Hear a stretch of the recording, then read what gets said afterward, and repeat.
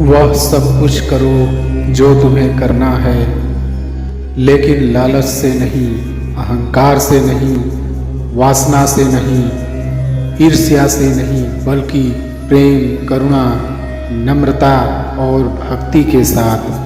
भगवान श्री कृष्ण इस अनमोल वचन के माध्यम से कार्य करने की नीयत का उल्लेख करते हैं। जब किसी भी कार्य में अगर लालच होगा, बेईमानी होगी, जलन होगी, तो वो काम न तो सही होगा और न ही उसके परिणाम फलदायी होंगे।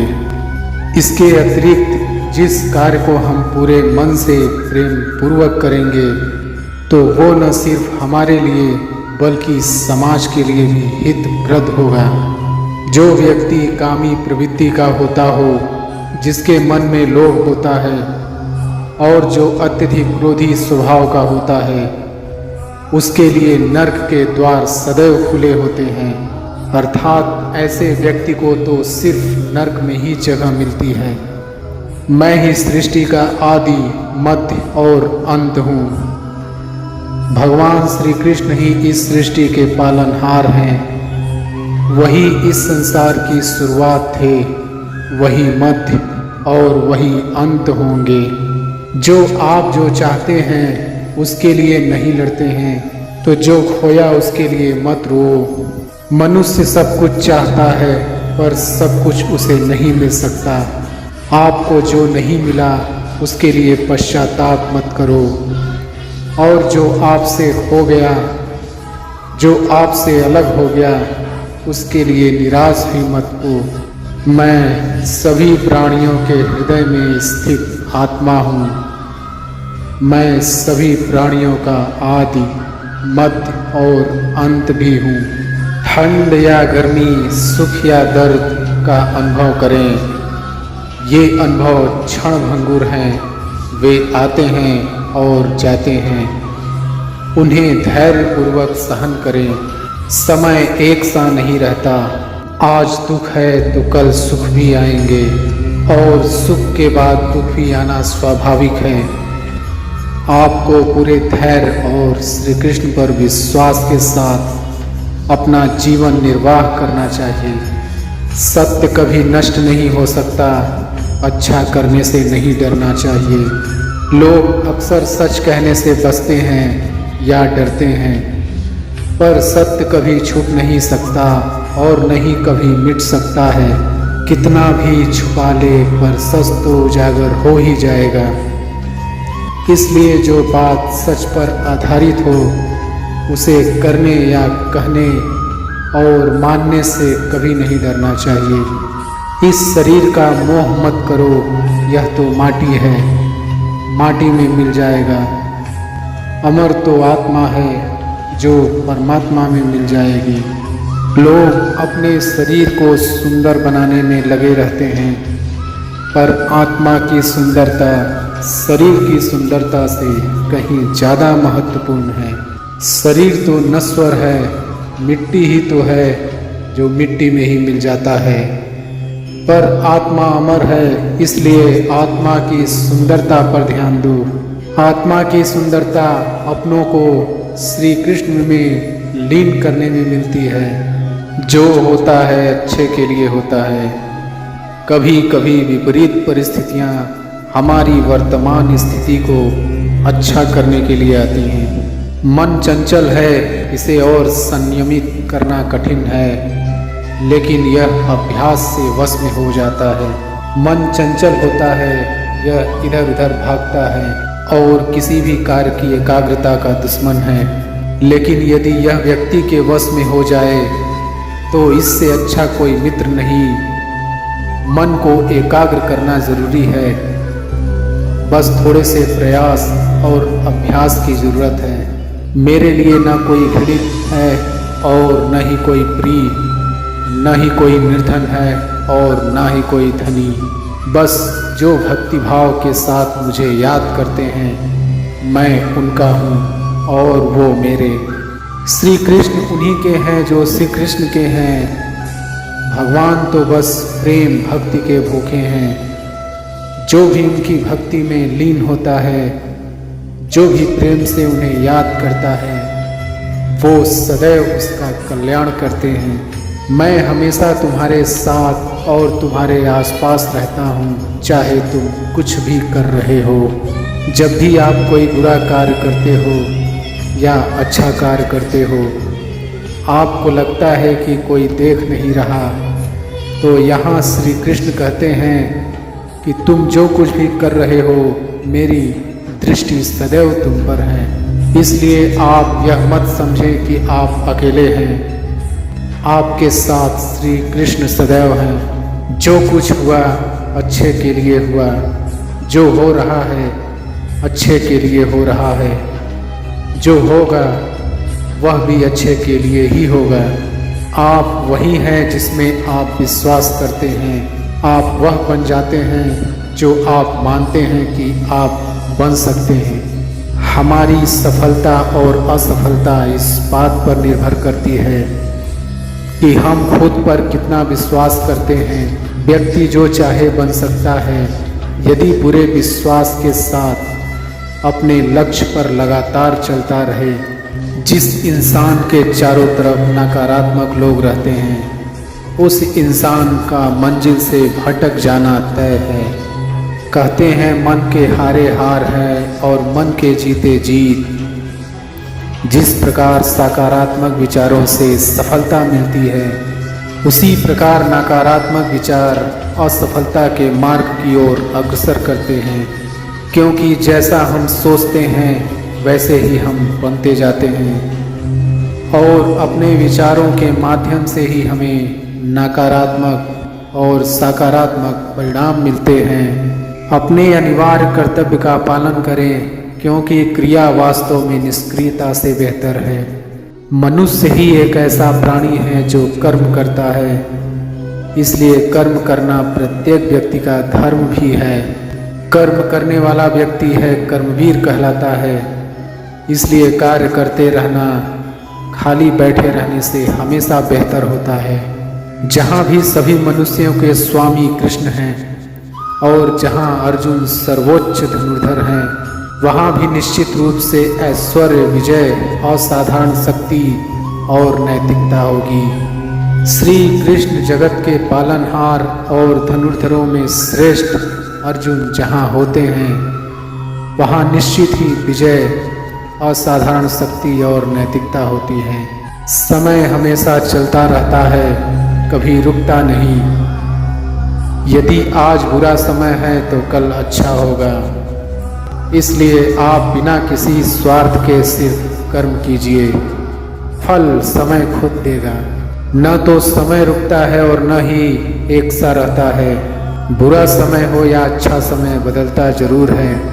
आज बुरा है तो कल अच्छा, और अच्छा तो फिर बुरा समय जरूर आएगा। सुख के बाद दुख और दुख के बाद सुख आते जाते रहते हैं। इसलिए इस पर हमारा कोई वश नहीं है, लेकिन कर्म पर हमारा वश जरूर है। जो अहंकार से मोहित हो जाता है वह सोचता है मैं करता हूँ।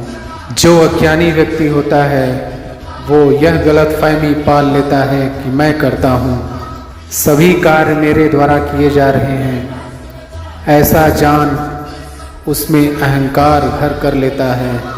परंतु इस सृष्टि में जो भी हो रहा है वो तो प्रकृति के द्वारा किए जा रहे हैं। अज्ञानता के कारण व्यक्ति में जो मैं अहंकार जन्म लेता है तो उसका पतन होना निश्चित है। श्री कृष्ण कहते हैं कि वो किसी के भी भाग्य के निर्माता नहीं, व्यक्ति खुद ही अपना भाग्य लिखता है। आप जैसा बीज बोएंगे आप वैसा ही फसल काटेंगे। आप जैसा कर्म करेंगे आपको वैसा ही परिणाम मिलेगा। यदि विद्यार्थी मन लगाकर पढ़ाई करेंगे तो परीक्षा में अवश्य सफल होंगे। इसलिए हर व्यक्ति का भाग्य तभी बदलेगा जब वो ऐसे कर्म करेगा। जो कुछ भी है वो वर्तमान में है, जो बीत गया है वो नहीं आएगा, और जो आने वाला है उसकी चिंता नहीं बल्कि खुले हाथों से इसका स्वागत करें। भ्रम और संदेह से परे जब आप भगवान से प्यार करते हैं तो आप हर चीज से प्यार करते हैं। मन उन लोगों के लिए दुश्मन की तरह काम करता है जो इसे नियंत्रित नहीं करते हैं, और जिसने अपने मन को जीत लिया है उसके लिए मन सबसे अच्छा मित्र है। क्रोध में इंसान भ्रमित हो जाता है और भ्रम से बुद्धि व्यग्र हो जाती है और अपने गलत फैसले के चलते उसका पतन शुरू हो जाता है। जो कर्म में अकर्म देखता है और अकर्म में कर्म देखता है वह मनुष्यों में बुद्धिमान होता है। आप केवल कर्म के हकदार हैं, उसके फल के कभी नहीं। मनुष्य अपने विश्वास से निर्मित होता है, जैसा वह मानता है वैसा ही वह है, वैसा ही वह है। आत्मा विनाश से परे है, कोई भी उस आत्मा का अंत नहीं कर सकता जो अनंत है। खुशी मन की एक ही अवस्था है जिसकी बाहरी दुनिया से कोई लेना देना नहीं है। यांत्रिक अभ्यास से बेहतर है ज्ञान, ज्ञान से बेहतर है ध्यान। कोई भी व्यक्ति जो अच्छा काम करता है उसका कभी भी बुरा अंत नहीं होगा, चाहे यहाँ या आने वाले संसार में। अपने भीतर पीछे मुड़कर मैं बार बार रचना करता हूँ। जिसके मन और आत्मा में सामंजस्य है, जो इच्छा और क्रोध से मुक्त है, जो अपनी आत्मा को जानते हैं, उनके साथ ईश्वर की शांति है। हम वही देखते हैं जो हम हैं और हम वही हैं जो हम देखते हैं। बुरे कर्म करने नहीं पड़ते, हो जाते हैं, और अच्छे कर्म होते नहीं, करने पड़ते हैं। परिवर्तन ही इस संसार का नियम है। यह प्रकृति है जो सभी गतियों का कारण बनती है। अहंकार से मोहित मूर्ख उस धारणा को धारण करता है जो कहती है मैंने किया। गर्मी और ठंड, सुख और दर्द की भावना इंद्रियों की अपनी वस्तुओं के संपर्क के कारण होती है। वे आते हैं और चले जाते हैं। चिरकाल तक आपको उन्हें स्वीकार करना चाहिए। पूर्ण लगन के साथ अपना कार्य करो, लेकिन उसके फल की इच्छा मत करो, क्योंकि जब आप फल की इच्छा करते हैं तब कहीं न कहीं आप अपने कार्य में पूर्ण रूप से समर्पित नहीं हो पाते।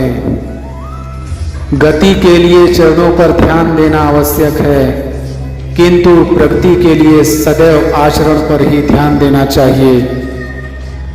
प्रकृति द्वारा निर्धारित कर्तव्य का पालन करते हुए व्यक्ति ने कोई पाप नहीं किया।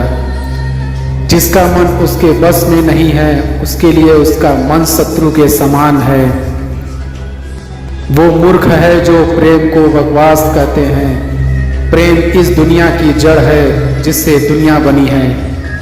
अपनी इच्छा की शक्ति से अपने आप को नया आकार दें। अपने आप को कभी भी स्व इच्छा से नीचा न होने दें। अपरिपक्व लोग सोचते हैं कि ज्ञान और क्रिया अलग अलग है, लेकिन बुद्धिमान उन्हें एक ही मानते हैं। जिस प्रकार इस शरीर में रहने वाला बचपन युवावस्था और वृद्धावस्था से गुजरता है, उसी प्रकार मृत्यु के समय वह केवल दूसरे प्रकार के शरीर में प्रवेश करता है। बुद्धिमान इसके बहकावे में नहीं आते। न यह शरीर तुम्हारा है और न तुम इस शरीर के। यह शरीर तो अग्नि, जल, वायु, पृथ्वी, आकाश से बना है और इसी में मिल जाएगा। परंतु आत्मा स्थिर है, फिर तुम क्या हो? तुम अपने आप को मुझे अर्पित करो, यही सबसे उत्तम सहारा है। जो इसके सहारे को जानता है वह भय, चिंता, शोक से सर्वदा मुक्त है। जो भी व्यक्ति जो अच्छा काम करता है उसका कभी भी बुरा अंत नहीं होगा। जो पहले विष जैसा लगता है लेकिन अंत में अमृत जैसा स्वाद लेता है, यह सत्य का आनंद है जो स्वयं के साथ शांति से पैदा हुआ है। उम्मीद ही आपको रिश्ते में कमजोर बनाती है। उम्मीद का जन्म आपके मन में ही होता है। सभी स्वार्थी इच्छाओं पर काबू पाना पर्याप्त नहीं, स्वामित्व और अहंकार को वश में करना भी आवश्यक है। जिसे तुम अपना समझकर मग्न हो रहे हो, बस यही प्रसन्नता तुम्हारे दुखों का कारण है। कर्म मुझसे नहीं चिपके रहते क्योंकि मैं उनके परिणामों से जुड़ा नहीं हूँ। जो लोग इसे समझते हैं और इसका अभ्यास करते हैं वे स्वतंत्रता में रहते हैं। भले ही दुर्बलता ईश्वर द्वारा दी जाती है, लेकिन गरिमा मनुष्य के मन को स्वयं निर्मित करती है। किसी और के जीवन की नकल को पूर्णता के साथ जीने की तुलना में अपने भाग्य को अपूर्ण रूप से जीना बेहतर है। आप बुराई से कुछ समय के लिए बच सकते हो, लेकिन बुराई तो तुम्हें हजारों की भीड़ में भी तुम्हें ढूंढ लेगी। जैसे गायों की झुंड में बछिया अपने माँ को ढूंढ लेती है। सभी जीवों का निर्माता मैं हूँ। किसी जीव को कष्ट देकर तुम मुझे खुश कैसे देख सकते हो? उठो, श्री कृष्ण के चरणों का वंदन करो। लज्जा और अभिमान छोड़ दो। मन को निर्विकल्प कर लो और वृत्ति को सावधान करके ही चरणों का वंदन करो। जीवन में सुख ही सुख है यदि हम आशाओं का त्याग कर दें। जीवन में आधे दुख का कारण आशाएं बड़ी होना है। कोई भी मनुष्य पूर्ण नहीं है। किसी न किसी में कोई न कोई कमी होती है और हर किसी में कोई न कोई अच्छाई होती है। इसलिए अपनी तुलना किसी से मत करो, बल्कि पूर्ण निष्ठा के साथ अपना कर्म करो।